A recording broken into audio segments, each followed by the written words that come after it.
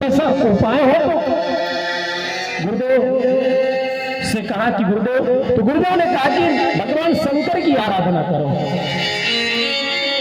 शिव जी ने कहा ठीक है। आकाश मंडल से गंगा का अवतरण हुआ और भोलेनाथ ने अपनी जटाओं में गंगा को धारण की। शिव जी का नाम हुआ गंगाधर। बोली गंगाधर महादेव की। फिर गंगा जी पृथ्वी पर आई और जो अकाल मृत्यु में भस्म हुए थे राजा सगर के पौत्र, उनके ऊपर गंगा जी का जल सिंचन हुआ और वे स्वर्ग को चले गए।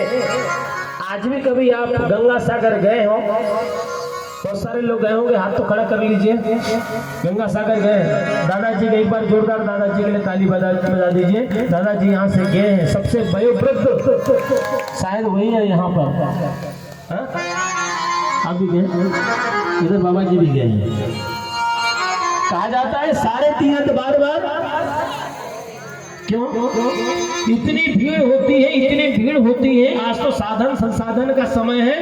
पहले के समय जो गंगा सागर जो जाते थे ना, उनको भजन मंडली से विदा करते थे। और अब पहले का समय एक था, कोई भी तीर्थ यात्रा करने जा रहे हैं तो उनको भजन मंडली में से विदा करते थे। क्यों? क्योंकि गया तो गया, आया कि नहीं आया, इसलिए गया तो गया, आया कि नहीं आया, इसलिए सम्मान।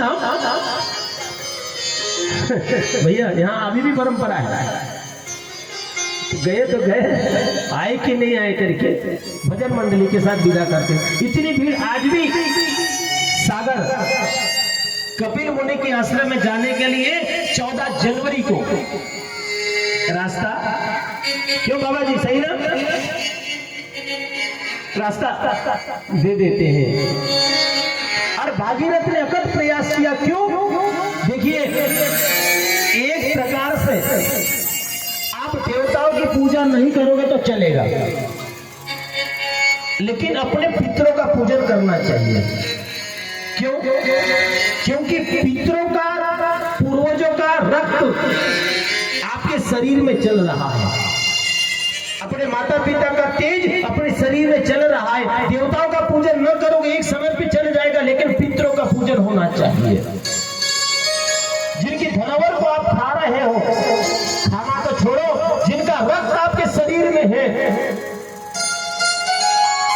जिनकी वंशावली को आप गा रहे हो, उनकी सेवा बहुत जरूरी है। पुत्र की व्याख्या गरुड़ पुराण में आती। पुत्र किसे कहा जाता है? पुत्र कौन है? पुत्रेति तारयति इति पुत्र। जो पुत्र माता पिता की सेवा करता है उसे कहते हैं पुत्र। जो पुत्र अपने माता पिता को पूम नामक नरक से मुक्त कराता उसे कहते पुत्र, और जो न कराता उसे कहते मलमूत्र। क्या कहते हैं? क्योंकि दोनों पुत्र और मूत्र दोनों एक ही स्थान से निकलते हैं। सेवा करने वाला कहां लिखा? गरुड़ महापुराण के 8वें अध्याय में इसका वर्णन आता है। तो भागीरथ से कहा गया, भागीरथ मूर्खों का उद्धार। बोले गुरुदेव ठीक है। पतित पावनी गंगा को धराधाम पर ले आए, पुरखों का उद्धार हुआ। गंगा का नाम तब से इस मृत्यु लोक में हुआ भागीरथी। क्या नाम हुआ? भागीरथी।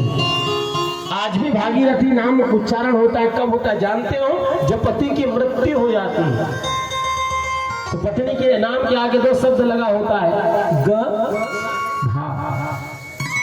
जहां 2 शब्द लगा होता है ना, समझ में आ जाता है कि कितनी मर्यादा हमारे पुराणों में, शास्त्रों में है। गभा शब्द जहां लगा होता है, गभा मतलब गंगा भागीरथी, जहां लगा है समझने देर नहीं लगती कि इनके इस अवस्था के, इस समय के पति का नहीं है।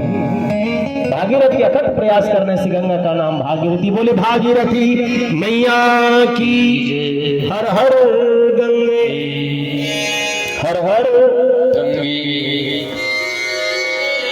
और इसी वंश में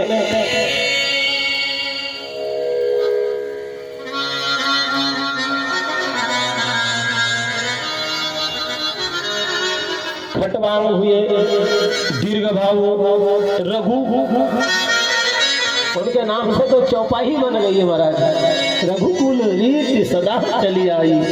ऐसे राजा कि जिनके प्राण भले ही चले जाए, जो कह दिया सो कह दिया। पहले के जमाने में कहा भी जाता था जिसकी जुबान एक उसका, अरे बोलो ना, पहले के जमाने बोला जाता था, बोलते हैं जिसकी जुबान एक उसका, और जिसकी जुबान एक नहीं, समझ लेना उसमें कहीं ना कहीं, हाँ, जिसकी जुबान में ठिकाना नहीं उसके बाप में कोई ठिकाना नहीं। और महाराज रघु चौथेपन में आए हैं राजा दशरथ जी, संतान नहीं है। एक दिन क्या हुआ, राजा के मन में ग्लानि हुई। ग्लानि क्या हुई, कोई चीज अपन देखते हैं, एक बार त्रेता भूपति मन माही,